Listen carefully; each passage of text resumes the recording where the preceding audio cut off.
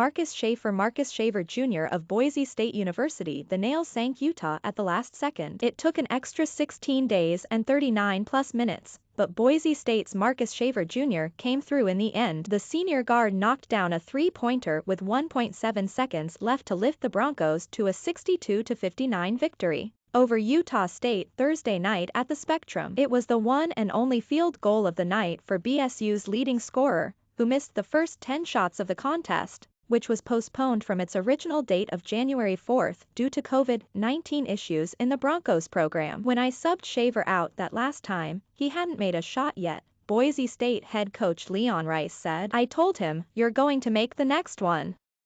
And he's that kind of kid. When that ball was in his hands, I called the play for him and the ball was in. I knew that was going in because I've seen that before. The win was the 11th in a row for the first-place Broncos, who haven't been beaten since an overtime loss to St. Louis on November 30. Conversely, the Aggies have now lost 4 straight games and 6 of their last 8 contests, almost all of them by a narrow margin. Hard-fought game, USU head coach Odom declared. Obviously, it was kind of a knockdown, drag-out game throughout. I was really proud of the guys and their effort, coming off of a short turnaround like that. Playing at Fresno State, playing really well in the first half offensively, and then obviously falling short there is a difficult thing. Utah State senior forward Justin Bean led the way for the Aggies with 14 points and 12 rebounds, while senior guard RJ Idlerock also scored 14 points. It was the first game back for Idlerock, who missed 2 games while battling the coronavirus. Idlerock's solid performance off the bench was crucial for the Aggies, who were without Rylan Jones. Odom said the junior guard sustained a concussion early in Tuesday's loss at Fresno State,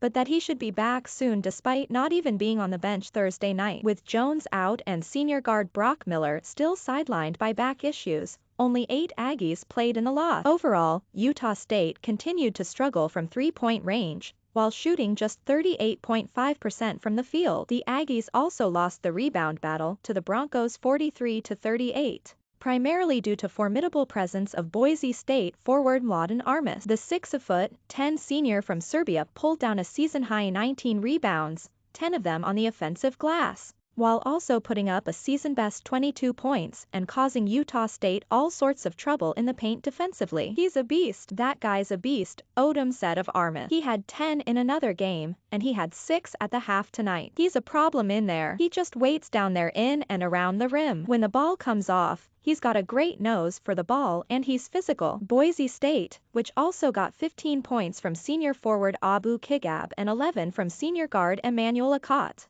pulled the win despite shooting just 40% from the field as a team. The Aggies, though, ended up losing their 4th straight conference game for the first time since the 2017-18 season after leading by as many as 10 points in the first half, 30-24 at halftime and for the majority of the second half. Tough, that's the word to describe tonight, said USU guard Stephen Ashworth, who contributed 9 points and 4 assists while playing all 40 minutes. We fought. I think our toughness as a team was much better than what it's been, and that's part of our goal is to continue to be a tough out. Going down the stretch we knew we had winning plays to make and we came up short on a few. Credit to them. They made their shots when they needed to and the ball bounced their way at the end there. The Aggies took a 59-56 lead into the final minute of the game, but Akot and Shaver both knocked down 3-pointers in the last 51 seconds after Boise State had gone a combined 3 for 18 from long range up until that point. Shaver's dagger came from nearly the same spot on the floor as Akot's, as he elevated,